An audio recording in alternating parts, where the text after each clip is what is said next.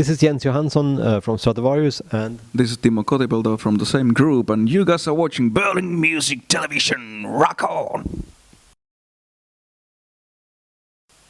I think the story is just that we want to keep making music and see if people want to listen to it. There's no... if there's anything, I would say that we have fairly positive lyrics message. We don't have have any satanic stuff, like there's like Norwegian bands who do all this super duper evil stuff with white paint in the face, looking like penguins. I think we are like positive band, but I mean, like you say, so many members have changed over the years that it's I think from the original lineup, everybody's been replaced twice already. Like there's like 2 times complete turnover of members. So basically, the band itself is unbreakable. As exactly. So Exactly.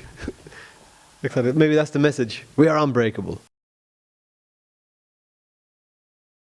I think the last gig was in Guatemala at the end of January, and then the actual recording started. When was it? In August 1st. Yeah. So it was like 6 months. Yeah. I mean, it's natural, What do you do? I mean, you go home and sit on the sofa and watch TV. I mean, it just doesn't work, For a while, maybe, but I think everybody was, when Jörg, the previous drummer, said that he was going to leave. I think everybody was a little bit like, okay, now what are we going to do? Like, we don't really know. Like, well, probably we find somebody, So I think everybody was sort of not doing so much until like April or something, right? Like when we started thinking like, what the fuck, we have to we should start recording now, like. And then everybody's been working a little bit on songs in the back of their heads, I think. So it came together very naturally, actually, the whole.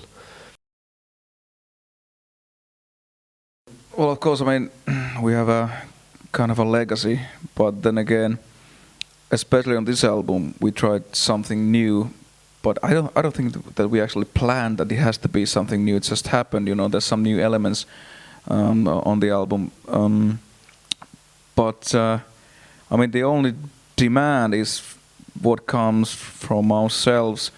That if we are composing, of course, it should sound like Stratovarius. But we didn't have any pressure from the label that you guys, you have to make this kind of music, or have to change, you have to do this and this.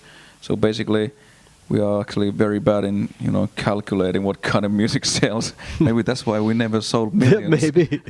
So, but it's like, it just happened, I think. Yeah. I think it's very, very organic process. I think nobody has been saying that we should go this way or that way. Everybody's just been writing what we felt like, and then we decide somehow collectively what to put on the record. Most of the stuff was recorded in a proper studio, which is actually co-owned by our guitar player. But then again, when it comes to Jens's keyboards and my vocals, I did my vocals on a like cabin far away from anything, So I like it like when it's relaxed atmosphere, and I don't like to be in a like studio. It's too clinical. But anyway, I think you did yours somewhere else as well. I think it's always a mix.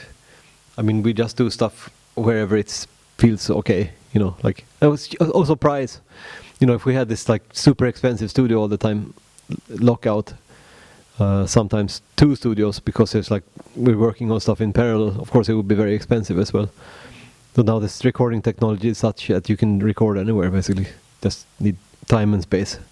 Yeah, but also, of course, the album wasn't that cheap, because we have a sort of standard when it comes to our sound. So we spent a lot of money on the album, that's for sure. But then again, that's the way it is.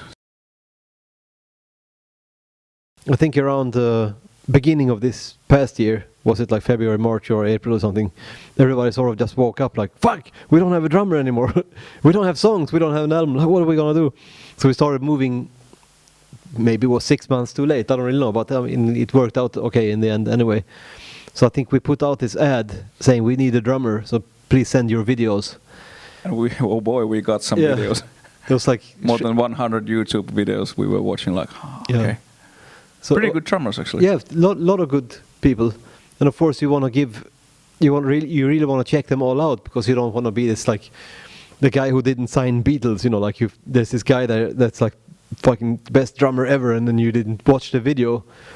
because you were lazy or whatever. So I think everybody actually watched all these 100, or it was more than 100. It was like 150 videos or something. It was like really a lot of work actually to write down who was playing what, and what they sounded like, and all that stuff. But in the end, there was a handful of people that we actually chose to play with, to try to find out, how, how do you say, like personal chemistry and all that stuff would work. And Rolf was just the best player and easiest going guy, and who the other guys should remain a mystery, like, because this is like normally. But some famous people were interested, that's for sure. Of course, it's interesting. You see reality somehow through these youngsters' eyes in a little bit. But of course, sometimes it gets really annoying too, because they drink the same way that we drank when we were 25 or 30. Well, at least maybe not Rolf. Rolf seems to be very mellow, but and of course, once you have gotten completely wasted like 500 or 600 times or 1,000 times, it gets a little bit old. But of course, you have to go through it. You can't just like say to somebody who's like 30, "Oh, dude, why are you getting drunk again?" Like, I mean, you have to walk down that path yourself. It's how it is. Like, so that part is of course fun and a little bit bittersweet, but it's great. It's great because it brings at least some sort of new energy. Difficult to say which one it is, but.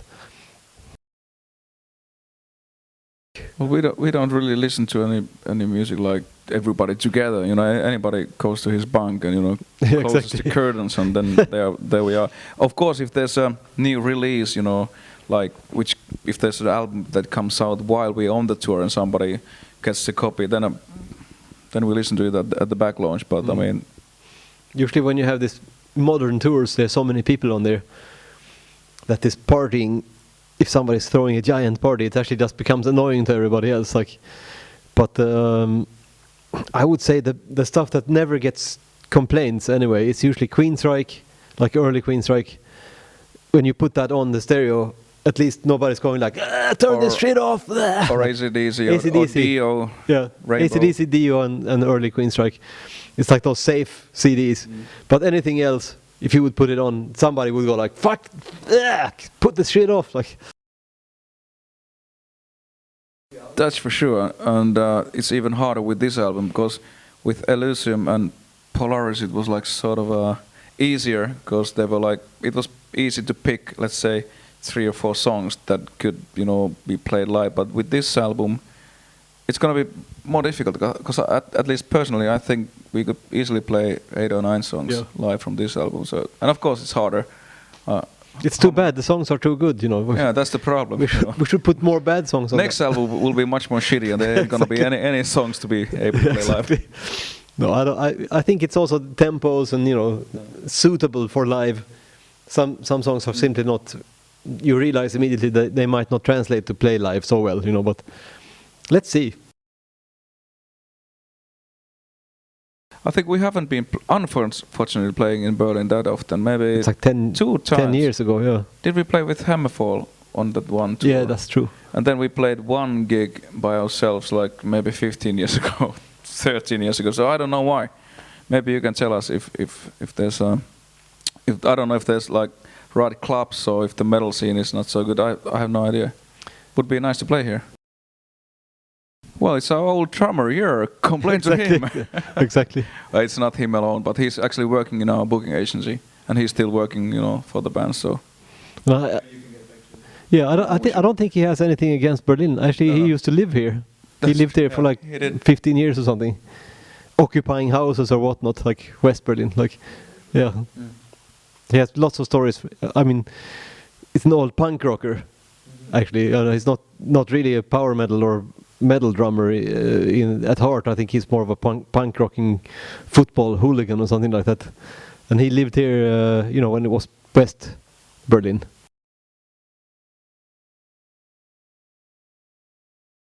If they know what they're doing, then of course it makes sense that they are doing a lot of stuff by themselves. But then, if they are good in making music, good playing live, but doesn't know the business so well, then they should probably get somebody. Is it called a manager or a friend who's helping, but somebody who knows about the business? And the very important thing is the trust, of course. that this guy knows what he's doing and the band is trusting this person. But of course, there's so many people in the music business who pretend to know exactly. a lot of stuff, and then that doesn't help. But it's always it's a bit tricky business. It is. Yeah. We've been there, you know. Exactly. Every day, of course, if you're a young band. Yeah. But of course, 8 hours a day. Like we are not rehearsing. Not anymore. Not every year, but you know. No. But I mean, we've been rehearsing. Yeah. Yeah. If you're starting out, of course, you should spend like 8 hours a day, 7 days a week. Like. Definitely, and do as many gigs as possible. You know. Yeah. Any kind of place. It doesn't matter if it's so-called pizzeria or whatever. It doesn't matter. Just do as many live shows as you can. Well, when you tour, of course, you have to have some discipline, because otherwise you will die. Well, I mean, it can't be only partying and drinking, you know, from the morning until the sun sets down. So it doesn't work like this. First you work, and then you can have a little bit fun. But I think at least we have sort of learned our lesson. Then you should not drink alcohol before the show. But you know, it's always. I mean, I think it's stupid because I sometimes see these bands that go on the stage and then they're so wasted that, I mean, it might be an embarrassing thing for the fans to see the band, and I don't like that. They should respect the fans, and then when the job is done, then they can go and party, you know. But always has to respect the fans. Yeah.